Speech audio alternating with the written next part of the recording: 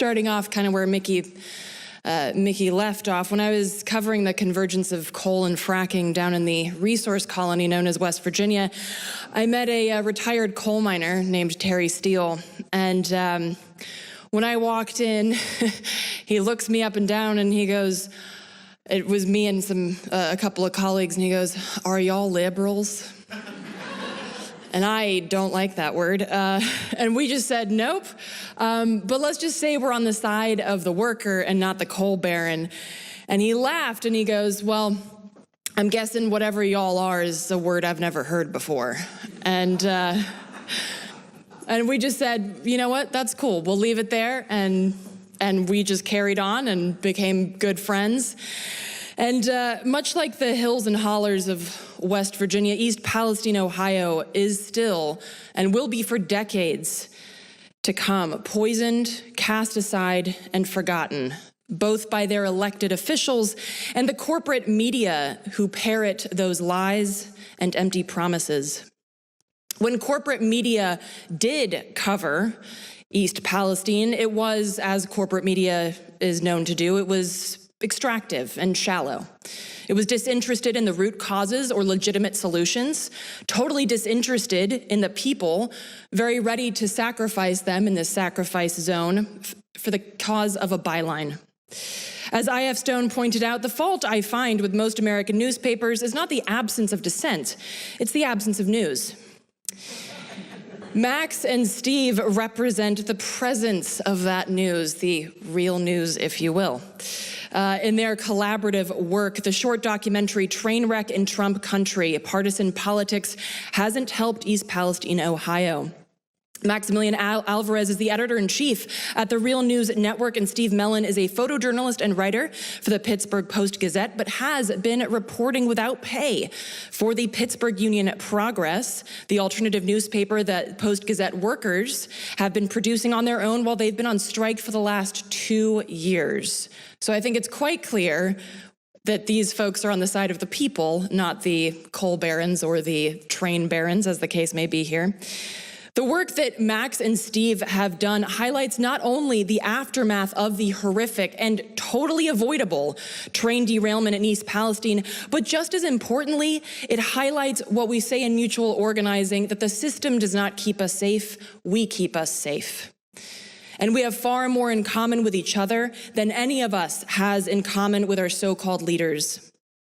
In a system that values human life, or really any life, you wouldn't have the term sacrifice zone. That term only exists because the grotesque sacrifice of life, both human and otherwise, is profitable. It's acceptable and it's expected. It's promoted and it's maintained while the structures that would support life rapidly crumble around us. The kind of reporting that Steve and Max have done is not only, therefore, an act of powerful, independent journalism, it is in fact an act of community organizing. It is an act of building beyond the borders that we are told and programmed to believe in and respect. The blue-red divide, the rural and urban divide, the cultural and racial divides. It is a systemic analysis, an amplification of an anguish that echoes across sacrifice zones throughout this nation and indeed the world. It is a reporting that refuses to forget. It refuses to accept the trauma-porn 24-hour news cycle. This is the kind of work that journalists of, for, and by the people do. And as Terry Steele noted, it doesn't really matter what you call it, it just matters that we do it. So therefore, it is an honor for me to bestow this award to Maximillian Alvarez and Steve Mellon.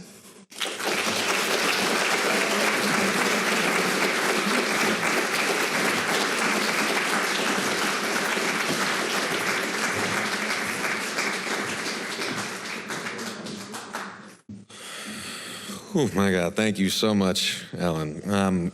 Eleanor, it is really an honor, and it's kind of all hitting me right now, but I wanted to start by just really thanking the Park Center and to the whole award committee for honoring the Real News Network with this Izzy Award. And I want to thank all of our supporters, everyone over the years whose donations big and small, continue to make our work possible. And I want to thank the Kitty Ploss Foundation and TM Scruggs as well for your tireless support of independent media and for believing in the Real News Network from the very beginning. To everyone who has stood with us, our scrappy, fiercely dedicated team of former factory and service workers, prisoners, students, adjuncts, and community organizers who have become journalists would not be here without you. So from the bottom of my heart, thank you. And on behalf of the Real News Network and our entire team of grassroots journalists and movement media makers, I am beyond grateful and humbled to accept this prestigious award. I am equally honored to share this award with Brother Steve Mellon of Pittsburgh Union Progress, who co-hosted the report with me and who has frankly done more in-depth, consistent, and humane coverage of the East Palestine train derailment and chemical disaster than anyone else in the country, all while he and his colleagues have been on strike at the Pittsburgh Post-Gazette since October of 2022. And I want to take this moment to say that the Real News continues to stand in full solidarity with our striking colleagues. We condemn the illegal strike-breaking and union-busting actions of the Pittsburgh Post-Gazette's owners, and we call on our fellow media organizations to do the same.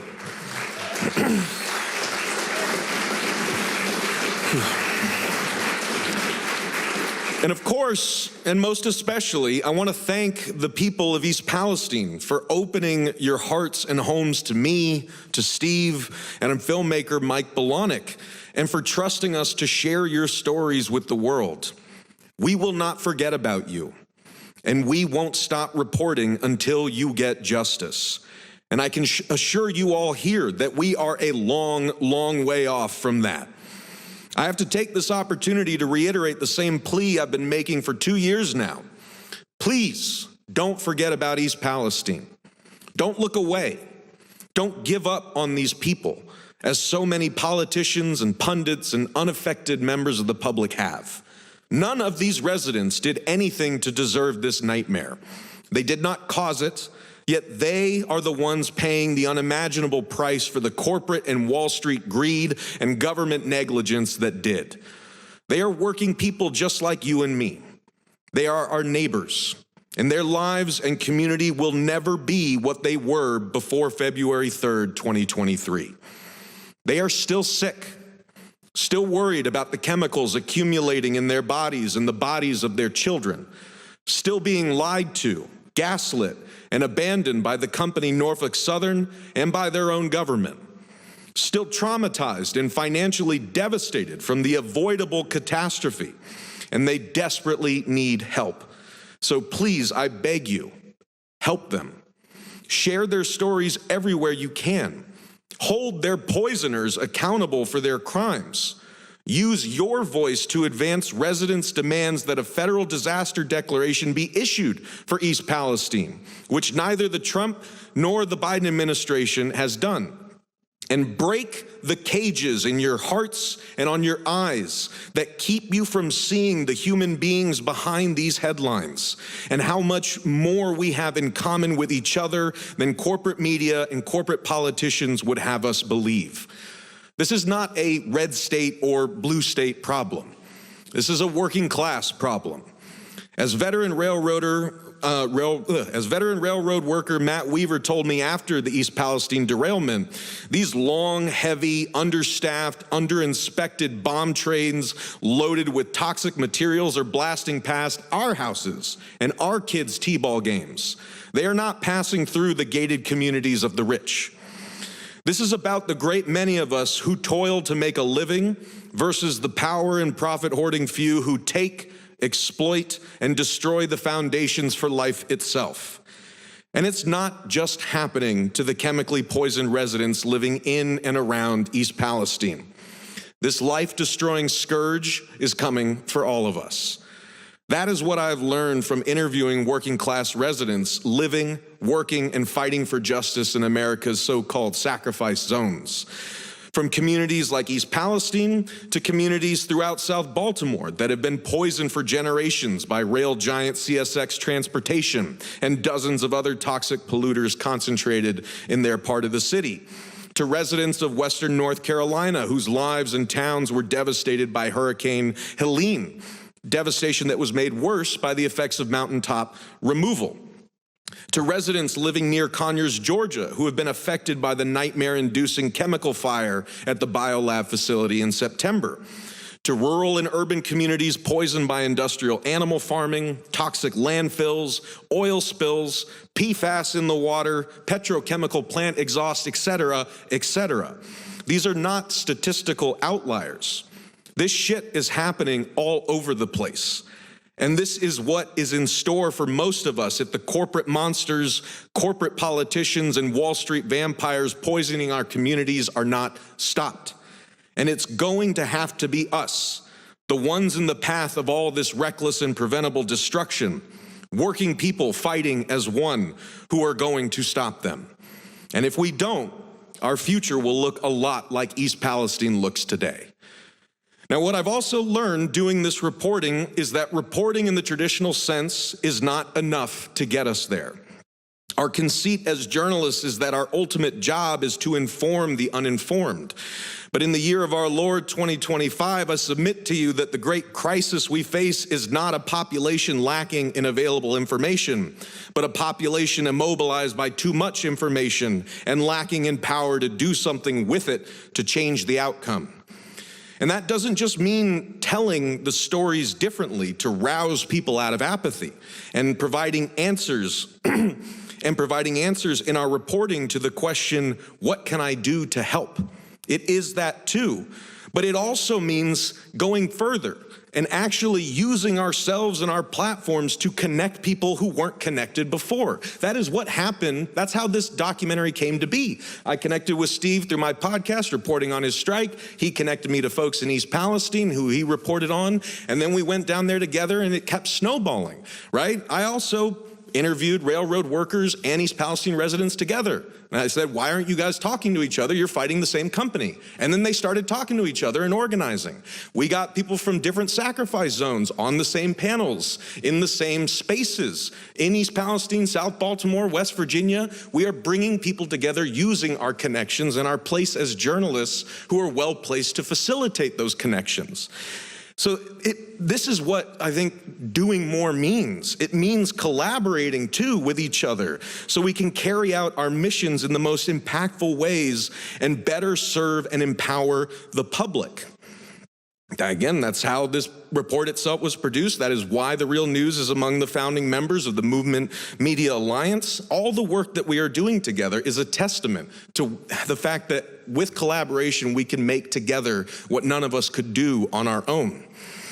That's what independent media is supposed to be.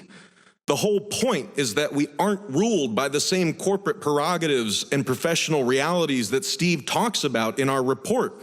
The stuff that has traditionally compelled journalists to pump stories out without getting to know the human beings at the center of them. That has made us all see one another as competitors and incentivized us to guard our contacts and our scoops, protect our name brands and all that crap. We can do things differently, and we must.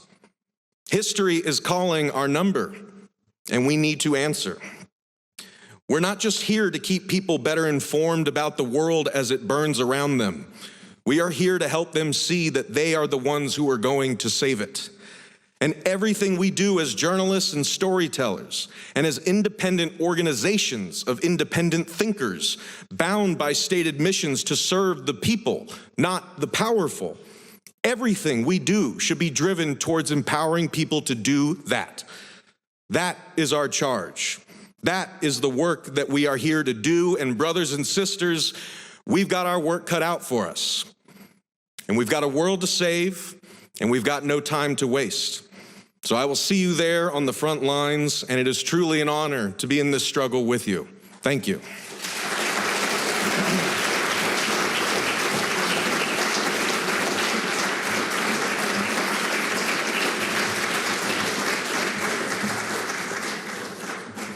Well, thank you for that, Max. Those are inspiring words. It's really an honor to be here. And, you know, to stand on the stage with Alex, Rebecca, Chris, Michael, my friend Max. I never expected this when I walked out on strike 2.5 years ago, that I would even be still practicing journalism. So this strikes me right in the heart. And Michael, I'm taking that quote, investigative journalism isn't a business, it's a knot in your stomach that won't let go. Do I have that right? I'm keeping that. I'll give it to my wife. That'll explain why I don't sleep anymore. You know, 2 months ago, I went to a community meeting just outside of East Palestine. There have been several of these. I've been to a number of them. But a woman I did not know plopped down beside me in the empty seat. And she had a knit cap pulled down over her head, tightly over her head, and she looked really weary. And, you know, I looked at her and I said, "Are you all right?" And she said, "No." She said, "I'm not all right." She said her kids were ill. She was stressed out. She felt her town had been ruined, poisoned, in her words. She told me she felt like she was having a heart attack every minute of every day. Now, thus began a series of long one-on-one conversations, many at her home, a number on the phone. The young woman is Morgan Parker. She's 38. She wanted people to know her story. For 2 decades, she struggled with opioid addiction. She'd been abused as a child. She'd been involved in a series of bad relationships. Many of her friends died of overdose. In 2021, she experienced her own harrowing overdose, and she survived. She got clean and went into long-term recovery. She got a job. Her kids were living with her. She had a home. Then on the night of February 3rd, 2023, a train derailed and caught fire half a mile from her home. She looked out her bedroom window. The flames, she said, were insane. They were 100 feet high. She said it looked like the whole town was on fire. A number of cars on that train, on that wrecked train, contained highly toxic chemicals. And that disaster upended the lives of thousands, including Morgan and her kids. Morgan and her family were evacuated twice. They would not return home for months. Morgan's kids struggled in school. She was dealing with a difficult commute to work. She had her own health issues. She was stressed out. She lost her job. While we talked, she assured me that she was hanging on. She was holding strong, but it was not easy. Now, the Pittsburgh Union Progress published Morgan's story 3 weeks ago. She received an outpouring of support from the community. Others have come forward to share with her their stories of abuse, an addiction, and of trying to hold their lives together after the derailment. There's a community forming. Morgan's story followed the story of Tom Lewis. Tom is 84, a Navy veteran. He served on the USS Newport News, the flagship of the American fleet during the blockade of Cuba during the 1962 Cuban Missile Crisis. He returned to the East Palestine area, married, and raised a family. On February 7th of 2023, a black cloud from a chemical fire down at the derailment site descended on his property. I don't know if you guys remember, but 3 days after the derailment, the railroad company decided, we'll just dump $30 million of vinyl chloride and burn it off. Vinyl chloride is not a nice chemical, folks. That's the bruise that was left in our atmosphere after that. But the black cloud, the next morning, descended on Tom's property. The fruit from his apple trees turned black the next season. Tom had trouble breathing. Now he needs oxygen to walk to his mailbox. Christine Seislow's story preceded Tom's. Before that, there was Matt McCandless, Ashley McCullum, R.J. Kissick, Lonnie Miller, Nathan Velez. I could go on and on, folks. These are working class people who who lived complex and extraordinary lives of joy, struggle, love, and pain, and then came a train derailment. That derailment was the result of carelessness by a billion-dollar company, Norfolk Southern, which owned the train, and they have since moved on. Morgan and Tom and Matt and Ashley and thousands of others remain to deal with all of the unknowns that follow chemical exposure. Some have decided it is better to move out and are now living in campers while their homes they considered poison remained empty. Some have sold their houses at a loss. Others cannot afford to move out, and so they feel they are stuck. These are people who demand to be heard. They feel the world has moved on and forgotten about them. I can hear them, and I can tell these stories because I joined my colleagues on a picket line 2.5 years ago and stepped away from corporate media and a paycheck. We, as members of the Newspaper Guild of Pittsburgh, took a stand against an employer blatantly violating federal labor law. On October 18th, 2022, at noon, a gloomy gray day, we went out on strike. We organized actions to generate public awareness and support. We raised money to make sure we could pay our bills, and we began publishing our own newspaper. The Pittsburgh Union Progress, or PUP, as we call it, is published by workers for workers. We decide what to cover.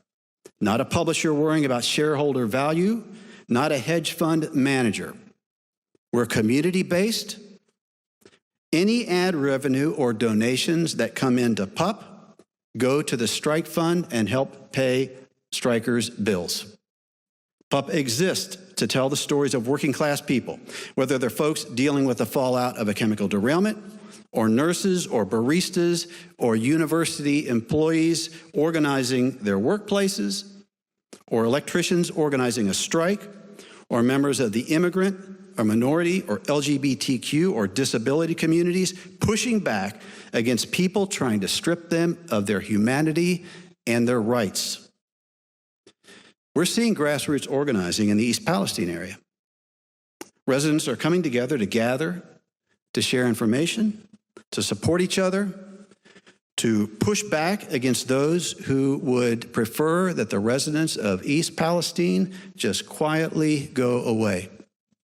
If PUP and our strike in Pittsburgh has a legacy, it is my hope that they stand as examples that grassroots and community-focused people can organize, they can support each other, and push back against powerful, well-funded organizations that will, in pursuit of profit and increased power, do great harm to our families, to our neighborhoods, our neighbors, our communities.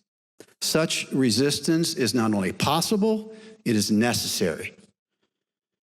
So I'm honored to share this award with my friend Max, and I'm grateful and incredibly proud that the judges have decided to honor us with an Izzy.